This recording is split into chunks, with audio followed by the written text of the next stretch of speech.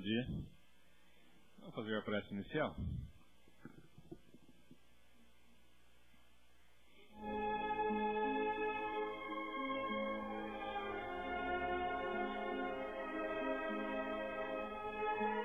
Deus, nosso Pai, que sois todo poder e bondade, dai a força àquele que passa pela provação.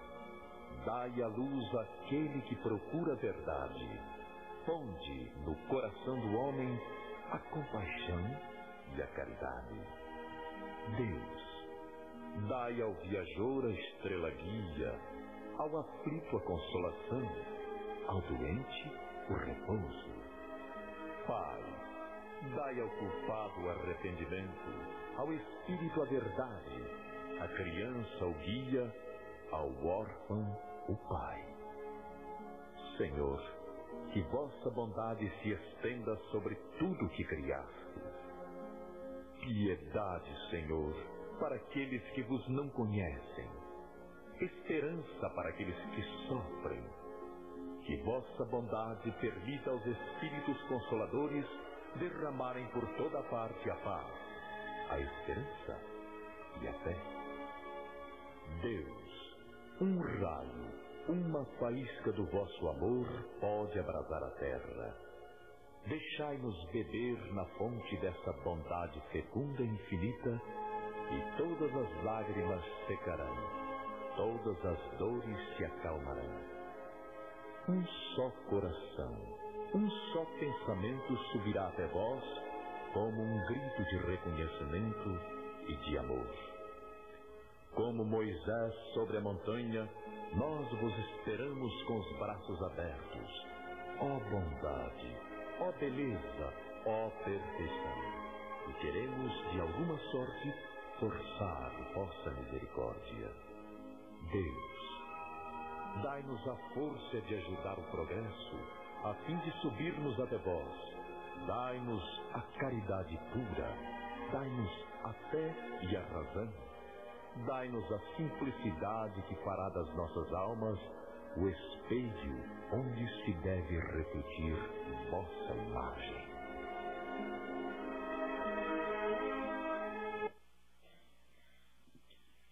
Estamos recebendo para a palestra de hoje o Álvaro. Por favor, Álvaro.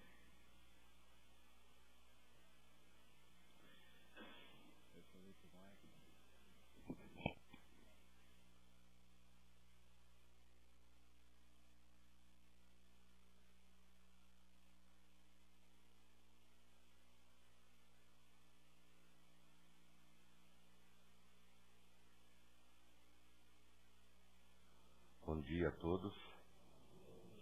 É um prazer estar de volta aqui no Bezerra. Sempre digo quando estou aqui que lembro dessa casa começando e é tão bom poder ver que deu certo, que está dando certo, e isso é muito importante para a gente, porque quanto mais caras novas a gente vê no centro, mais a gente fica animado, sabendo que a ideia da doutrina, que é o amor baseado em Jesus, tem se propagado. E de uma forma que, para nós espíritas, o estudo da ciência, o estudo da filosofia, embasando a nossa fé, nos dá, então, para aqueles que procuram se aprofundar um pouco mais, uma ótica de mundo um pouco melhorada. Nós estamos vivendo momentos difíceis no país. Uma crise que tem mexido com todo mundo. Mexido com os empregados, mexido com os aposentados, mexido com os empresários, com os comerciantes. Enfim, é geral, né? Nós vemos todas as medidas que são tomadas, mais mãos nos nossos bolsos. E essa crise, quando ela gera um problema financeiro, a parte financeira da nossa vida gera muita ansiedade da nossa parte. gera um medo em relação ao dia de amanhã. A gente entra meio naquela lei de Murphy, né? Se está ruim, não se preocupe, vai piorar. Não é exatamente assim. Nós passamos aqui no Brasil e no mundo todo crises muito difíceis. Se nós pegarmos a Europa no tempo da Segunda Guerra Mundial, a quantidade de gente que morria, a incerteza que aquelas pessoas viviam, o medo, e tudo foi reconstruído. E mesmo assim, eles estão com determinadas dificuldades. Nós vimos nos noticiários a Grécia, como estava em relação lá à Europa, aquele rolo todo. O nosso mundo está sendo dominado, principalmente o mundo ocidental, por um sistema capitalista, um sistema econômico arcaico, assim, é até rudimentar. Volta como foi sempre o poderoso e aquele monte de pessoas em volta do poderoso sofrendo. Infelizmente, nós estamos vivendo assim. Agora, o importante é o seguinte: nos escandalizarmos com tudo o que está acontecendo, eu acho que é importante. Termos ciência do que estamos vivendo no nosso país, muito importante. Agora, eu participo de que maneira dessa crise? Como é que eu me posiciono em relação à crise? De forma pessimista, de uma forma onde parece que o dia de amanhã é um abismo para o qual eu estou caminhando, ou eu procuro me posicionar de maneira otimista, com um senso crítico, observando o quadro, observando o que está acontecendo, mas procurando ter uma participação. Aí nós podemos falar, mas puxa vida, que participação que eu vou ter se eu não tenho capacidade financeira ou então uma função social que possa me fazer agir em algum setor? Nós temos uma coisa muito importante em todos nós, a centelha divina, a centelha do amor que existe em nós, que nós mesmos não acreditamos. Nós vemos quando ficamos bravos, quando ficamos com raiva, quando a consciência pesa, mas o bem que fazemos normalmente, todos os dias, de forma silenciosa, nós não percebemos, nem nos outros, nem em nós, por uma coisa muito simples: o bem, ele é silencioso, ele é o padrão, ele é silencioso, ele é calmo, ele é tranquilo.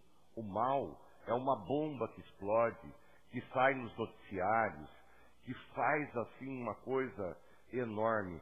E hoje os meios de comunicação, se nós formos fixar a nossa mente só no lado negativo, nós vamos conseguir ter muita coisa negativa. Os noticiários não buscam pessoas comuns como nós.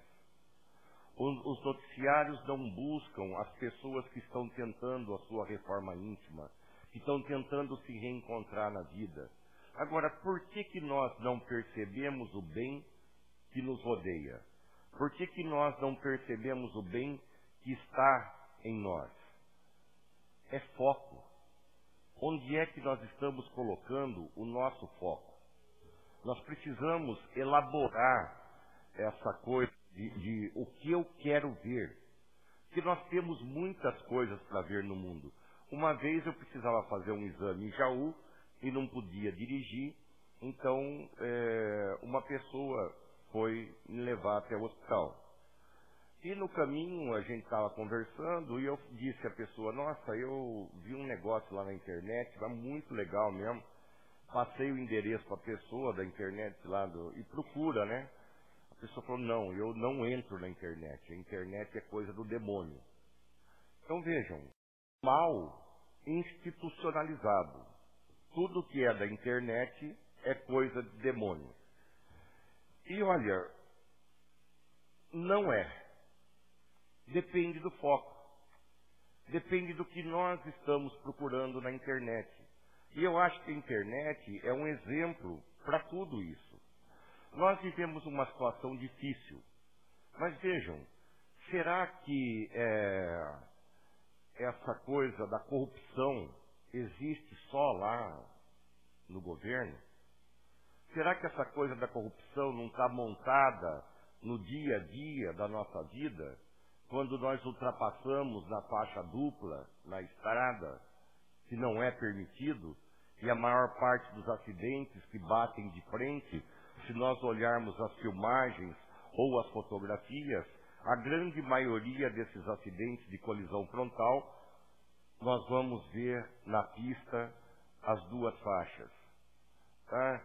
Será que a corrupção não vive na gente quando nós só andamos na velocidade permitida quando tem radar? Será que a corrupção não está na gente quando eu digo lá para o meu neto em casa, limpa a caixinha da gatinha? Ah, mas eu não quero. Ah, não, se você limpar eu te dou um sorvete. Tá? Eu não estou explicando para ele que é importante ter a caixinha da gatinha limpa, que o que ele está fazendo ajuda dentro do sistema de vivermos em casa. Tá? Será que a corrupção não abrange a gente quando eu chego numa esquina e olho o sinal vermelho, tá? E mesmo assim eu não me incomodo com o outro e passo?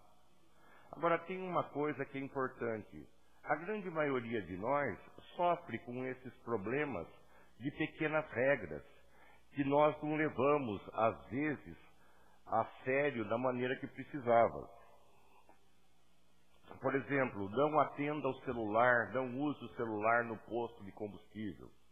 Percebam que eu mesmo, às vezes, me pego usando, apesar de saber que não é certo, me pego usando o celular no posto de combustível. Alguém liga, eu atendo. A gente vê vídeos na internet, um atrás do outro, coisas pegando fogo, pode gerar acidentes gravíssimos. São coisas que nós sabemos. Mas por que não fazemos? Porque eu não estou vendo em mim o bem que existe em mim. Eu fico preso nesse mal de levar vantagem em tudo, observando só essas coisas, e vou contaminando a minha mente com esses conteúdos. E isso vai ficando de uma forma em mim que vai contaminando o meu subconsciente, que não é a parte racional do tempo todo. Então, esse subconsciente fica pingando essas coisas no nosso dia a dia. E nós acabamos percebendo isso depois que fazemos. Então, na verdade, o que nós precisamos é simples, é treinamento. Mais nada. Não é uma coisa tão complicada. Nós precisamos treinar a nossa mente a olhar o bem. Nós precisamos treinar a nossa mente a olhar aquilo que está na nossa frente o tempo todo e nós não estamos percebendo. Enquanto existe essa crise financeira, os jornais, as televisões, tudo, como eu disse antes, eu acho também que devemos nos escandalizar. Mas nos escandalizar, depois, qual será a nossa atitude? Não adianta ficar ficar bravo com o que acontece e não ter atitude nenhuma. O grande lance da vida é a atitude. É não deixar a vida passar. É viver a vida no momento exato em que ela acontece. Então, se de repente eu acho, nossa, um cara é muito egoísta, porque ele pega para ele verba que teria que ir para a educação, ou que teria que ir para a saúde, o egoísmo eu percebi numa atitude de determinada pessoa. Agora vejam, eu percebo nos outros, nas coisas, nas situações, aquilo que eu conheço. Uma coisa que eu não conheço, eu não identifico. Um exemplo simples, tá? Um aluno do ensino médio, segundo ano do ensino médio, ele aprende lá o Teorema de Pitágoras. Eu não lembro mais o teorema, eu lembro do nome, que é o nome que dá presença, né? Então o teorema de Pitágoras lá tem todo um esquema, raiz quadrada, não sei do que e tal. O meu neto está no 3º ano do ensino fundamental. Se eu colocar frente a frente o meu neto e o teorema de Pitágoras, ele não vai fazer nem ideia do que é aquilo. Ele não identifica aquilo. Não faz parte do conteúdo dele. Tá? Agora, quando ele estiver lá no 2º colegial, ele vai identificar aquilo lá. Agora vejam, se nós percebemos aquilo que identificamos, é aquilo que está em nós. Todos nós temos a nossa parcela de orgulho, a nossa parcela de egoísmo, que faz parte do planeta em que vivemos. Se não tivéssemos nada para arrumar aqui, não estaríamos aqui. Estaríamos encarnados em outros lugares mais evoluídos. Mas o problema não é eu fazer uma placa de mim mesmo e colocar eu sou orgulhoso, eu sou egoísta, colo lá na parede como um quadro e fico observando. Não, aquilo está fora de mim, está lá longe, não sou eu. Eu só dei uma definição de mim mesmo. Eu tenho egoísmo, eu tenho orgulho. Mas espera aí, como é que ele se externa? Como é que ele acontece para eu perceber que as minhas atitudes egoístas e as minhas atitudes orgulhosas me fazem mal e também podem fazer mal às pessoas que nos rodeiam? Vejam, nós sabemos pelo menos o que não fazer. Se eu vejo lá um desvio de verba e me escandalizo com aquilo, não cabe a mim, então, onde eu trabalho, nas instituições que eu participo e coisas assim, fazer desvio de verba. Eu sei o que não fazer. Agora, o que eu faria? O que não fazer é uma coisa, o que fazer é outra coisa. Tá? O que não fazer, eu posso simplesmente me omitir de fazer. Não fazer nada. Agora, o que altera a nossa vida, o que muda o nosso conceito de nós mesmos, são as nossas atitudes. E talvez isso esteja faltando no nosso mundo hoje. As nossas atitudes do bem. Só que nós precisamos descobrir em nós quais são as nossas atitudes boas que nós fazemos e é certeza que fazemos, não percebemos. E aí ficamos pessimistas conosco mesmo. Nossa, eu sou muito ruim porque eu sou orgulhoso, porque eu sou egoísta. Sou, mas vamos trabalhar. Agora vejam, como que eu percebo? Por exemplo, alguém liga na minha casa e diz, Álvaro, eu não estou bem.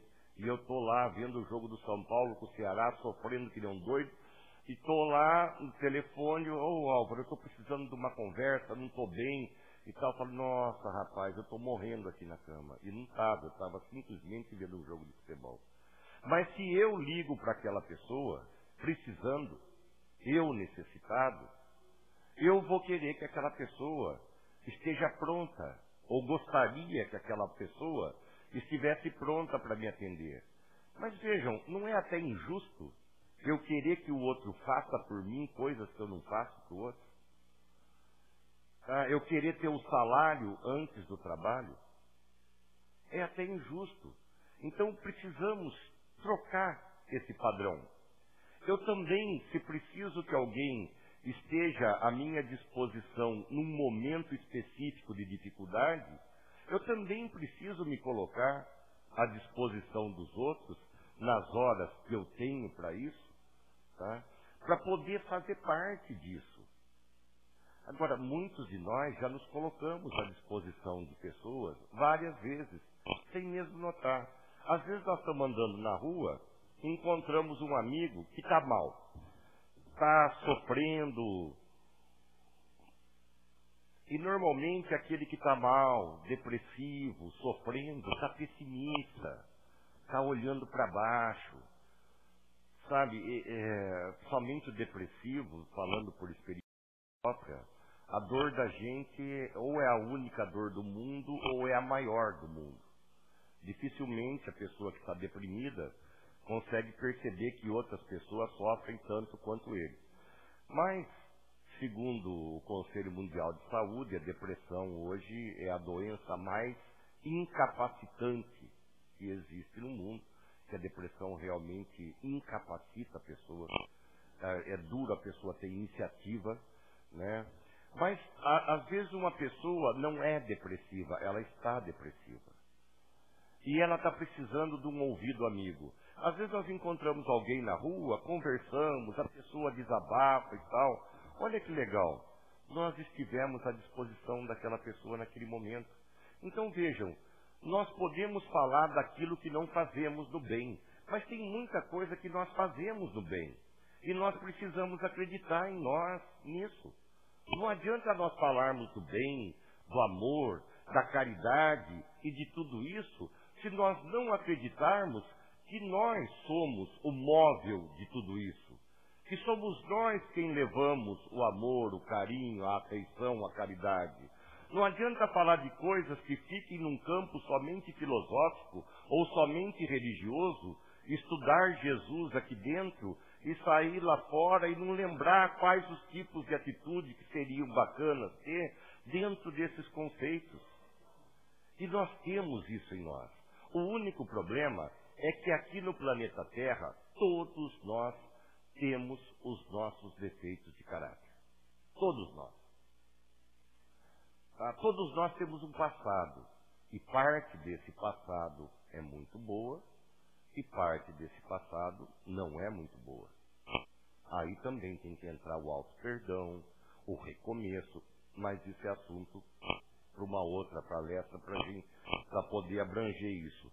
Mas a grande coisa que nós precisamos entender é que cada um de nós é uma criação divina. Cada um de nós é uma centelha divina. Cada um de nós tem o poder de levar o amor com um gesto simples. Quando está no capítulo 15 do Evangelho segundo o Espiritismo, fora da caridade não há salvação, não está dizendo ali que caridade são somente atos isolados. A caridade com atos isolados é muito importante, principalmente nos dias de hoje, doação de alimento, de roupas, mesmo de dinheiro, de tempo de trabalho voluntário, de tudo isso, é altamente importante. Mas o que eu entendo que Jesus quis colocar de caridade é uma maneira de ser. Uma maneira de ser que nós temos em nós. Só falta descobrir que nós temos e a maneira de elaborar. Porque nós somos pessoas diferentes com aptidões diferentes. Então, por exemplo, não vai adiantar eu querer ajudar, vamos supor, a casa faz um churrasco para angariar alguns fundos. Não vai adiantar eu querer trabalhar na cozinha, lavando prato e copo, que eu vou quebrar tudo. Eu não sei fazer isso, mas eu conseguiria trabalhar tranquilamente no caixa. Eu trabalhei 24 anos em banco, então no caixa, na hora de um trabalho desse, eu trabalharia tranquilamente. E outra pessoa teria uma capacidade muito maior que eu para lavar os pratos, sem quebrar nada. Tá? Então vejam, cada um de nós temos as nossas aptidões, e isso é importante ver. Porque quando eu vejo alguém fazendo um bem, eu falo, nossa, eu não consigo fazer aquilo. E não mesmo. Daquele jeito, não. Aquele jeito é daquela pessoa. Mas e o meu jeito? Que nem, por exemplo, eu falo mais do que a boca aguenta. O problema não está, às vezes, nisso. O problema está no que falo. Como falo. O que passo. Por exemplo, eu encontro um amigo, o cara fala, nossa, a crise está feia. Tá mesmo. E olha, está pior ainda do que você imagina, porque eu vi essa notícia, eu vi aquilo. Quer dizer, o cara já está apreensivo. Aí ele vem e fala de uma coisa que ele está apreensivo, e eu digo a ele, fique tranquilo, vai piorar muito. Quer dizer, eu estou matando o meu companheiro ali.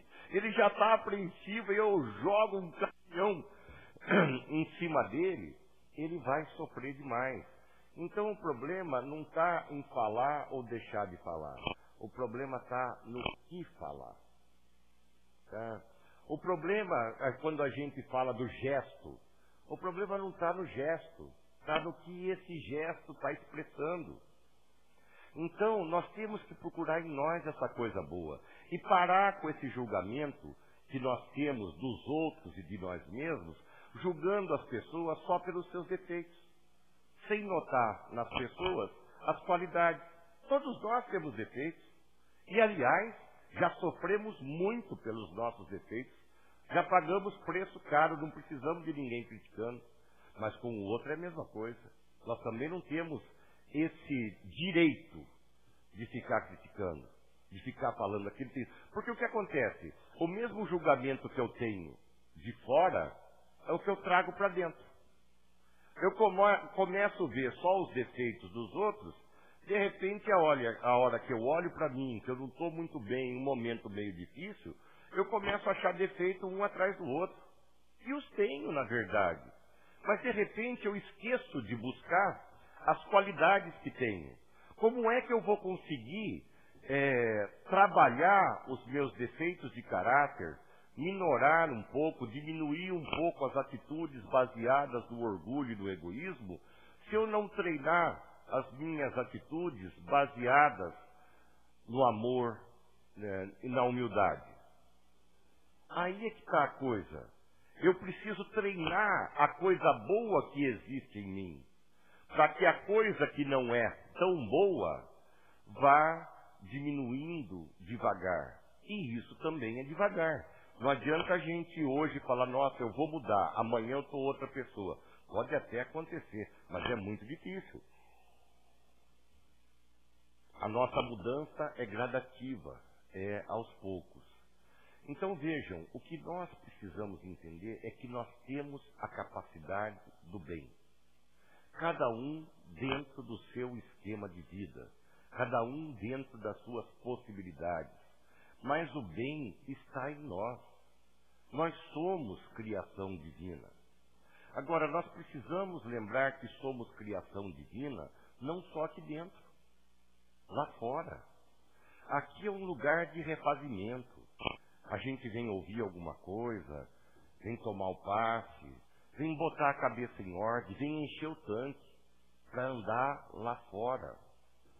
Nós vamos nos tornar cristãos não só aqui no centro, estudando, isso é altamente importante, espíritas instruídos, espíritas amai-vos e espíritas instruídos. É praticamente uma obrigação nossa, como espíritas, a instrução, o estudo, a busca do conhecimento, para que a fé não seja uma coisa jogada de qualquer jeito aí. Mas precisamos entender que aqui é onde nós nos reabastecemos para viver lá. Porque vejam, aqui eu encontro os amigos, pareço não ter problema nenhum aqui dentro. Não é? Aqui eu converso, aqui eu brinco, mas e lá em casa? E em casa, a hora que eu acordo, dou de frente com os meus filhos, com a minha mulher, com o meu marido, com o meu irmão, com o meu... Não? Como é que é esse cristão ali? Que já acorda chutando o pau da barraca. Bom dia para você, que para mim tá uma porcaria. Olha, veja, tem até um vídeo na internet, tem um canal lá que eu não me recordo o nome, que é interessante. Aparece o cara na cama, ao telefone, dizendo, nossa, como você acha que eu tô? Eu tô muito ruim, eu tô sofrendo muito, parece que tudo que eu faço não dá certo. Eu devo ter um obsessor comigo. Nisso aparece o obsessor para ele. Opa, para. Aí ele fica assustado com o obsessor. E o obsessor fala, para. Eu não consigo te obsidiar. Eu não consigo. Eu venho de manhã aqui, falo hoje, eu uso o nome do rapaz. Eu venho de manhã, tento te obsidiar, ir embora tarde, mas não dá, não tem jeito, eu não consigo te obsidiar. Por quê? Porque você é chato. Porque você é tudo atrapalhado. Você já acorda xingando os filhos, a esposa, já vai para o trabalho brigando com todo mundo. Você atrai um monte de obsessor. Eu que tenho o direito de te obsidiar, tenho que entrar na cotovelada aqui. Eu já fiz até uma prece para você ficar bem, para eu poder te obsidiar. Não há possibilidade. Não? Aí ele fala, quem é o obsessor aqui? Quem é? Quem é? Tá? Então vejam, a gente fica, e isso é um problema sério para o espírita, tá? Os dirigentes das casas veem bem isso, né? Todos os problemas que o espírita tem parece que é de obsessor. Eu nunca vi, mas que só espírita tem obsessor. Vocês já repararam isso? Bom, apesar que em outras situações tem demônios também. Mas nunca é responsabilidade nossa. Sempre tem alguém aí por trás, né? Ah, é companhia, é não sei o quê, não sei o quê. Sempre, mas, gente, é a nossa responsabilidade. Se a vida não deu certo em determinado setor, foi porque eu escolhi. Outro dia um amigo me falou, nossa, eu nunca fiz nada de bom na vida, nunca deu certo. Eu falei, mas escuta, eu vejo que seus filhos estão na faculdade, estão moção, estão estudando, estão batalhando. Eu falei, pô, você participou da vida inteira dos seus filhos. Você viu esses meninos nascer, trabalhou que nem um louco para sustentar essa família, fez e foi e tal. Ah, mas fiz tudo por obrigação. Tudo bem, foi por obrigação, mas uma obrigação que ele escolheu. Foi escolha dele. Ele podia ter mandado tudo para o ar. Ah, ido embora, falar, ó, filhos, se danem. Ah, não quero nem saber de vocês. Mas não, ele optou pela obrigação. E isso é um bem. Quando tenho compromisso e comprometimento com alguém ou com alguma causa, eu estou amando, mesmo que eu não perceba. Olhem em vocês, percebam dentro de vocês, todas as pessoas ou causas que vocês têm compromisso e comprometimento, e notem que vocês estão amando. Percebam isso. Eu mesmo teve um período da minha vida que eu achava que eu não amava. Quando, de repente, foi um período de depressão profunda. Realmente eu achava que eu não amava e achava que ninguém me amava porque eu não identificava, como disse a vocês antes, o amor. Né?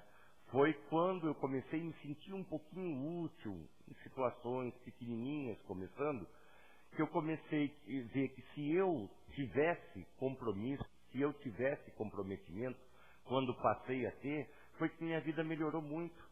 Porque aí eu percebi que eu tinha sentimentos bons. E aí eu percebi os sentimentos bons das pessoas em relação a mim. Porque a pessoa, quando está em depressão, também acha que ela é só um estorvo. Para os filhos, para os pais, para os amigos, tudo. Ela tem essa ideia de estorvo, que, aliás, é a ideia básica que leva às tentativas de suicídio. Eu sou um estorvo, onde eu vou não tem nada. Infelizmente, o depressivo tem vergonha de si mesmo. Até por causa do preconceito social. Tá? Mas vejam, levem isso embora. Compromisso e comprometimento é certeza que nós estamos amando. Mesmo que de vez em quando seja por obrigação. Tá? Às vezes o pessoal fala para mim, pô, mas você lá na frente, falando na frente de pessoas, você não fica nervoso, fica nada. Eu falo, gente, se eu pudesse falar o dia inteiro era uma boa. Que aí eu vou estar bem dentro da minha tendência de falador, de falar muito. Mas é lógico que já teve dias que eu precisei, às vezes, viajar para um lugar ou para outro para fazer uma palestra, que foi por obrigação. Que não foi com todo aquele prazer que normalmente eu gostaria de ir.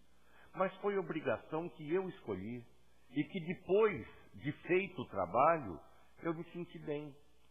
Então vejam, todos nós temos compromisso e comprometimento com o trabalho, com a família, com amigos, com a nossa religião, com as comunidades que nós vivemos. Então nós estamos amando. Não vamos ser tão pessimistas conosco. Tá? Normalmente, as conversas que a gente ouve são de cobrança, cobrança, cobrança e cobrança. Mesmo quando nós lemos, principalmente o Evangelho segundo o Espiritismo, às vezes parece que tem coisas que nós vamos ser castigados o tempo todo. E não existe, na minha opinião, castigo em lugar nenhum. Porque se Deus é justo, é bom, tá? Como é que, mesmo na nossa razão, ainda pequena, em relação ao universo tão enorme, como é que pode um ser justo e bom querer vingança? Tá? Querer pagar o mal com o mal.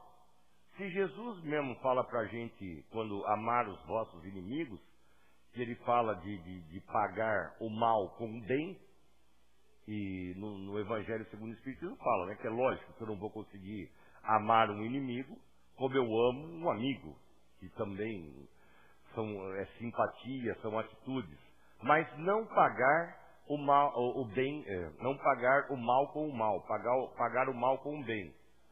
Então vejam, Deus, esse Deus que nós colocamos, outra coisa importante em relação a Deus. Qual Deus? Eu ouvi isso numa palestra outro dia e fiquei encanado com isso. Qual é o nosso Deus? O Deus que nós criamos ou o Deus que nos criou? Eu ouvi isso outro dia e até hoje eu não cheguei numa conclusão disso na minha cabeça. Qual é o Deus que eu tenho em mente? Eu notei que eu tenho em mente o Deus que me criou, mas da maneira que eu consigo vê-lo. Isso significa que nós vamos conseguir ver um Deus cada vez melhor, desde que nós abramos o nosso coração cada vez mais. Mas o mais importante, gente, é procurar o bem que existe em nós. Nós não somos nenhum santinho, não. Mas também não somos nenhum demoninho. Nós temos as nossas atitudes. Algumas dão certo, outras não. A grande maioria de nós aqui, tá, principalmente os que tiverem mais idade, vão ver que hoje nós somos melhores do que éramos há 10 anos atrás. Pelo menos em muita coisa da nossa vida. Tá? Agora, se eu não identificar em mim as coisas boas, onde eu posso atuar no bem, eu não vou conseguir ter capacidade de diminuir o mal. Não adianta eu falar, eu sou orgulhoso e vou tirar o orgulho. Mas vou tirar como? Eu nem sei como o orgulho aparece. Então eu preciso analisar as atitudes pequenas, me inventariar, me olhar, me ver, mas não só a coisa ruim. Eu agi de uma certa maneira que eu não achei boa. Minha consciência pesou.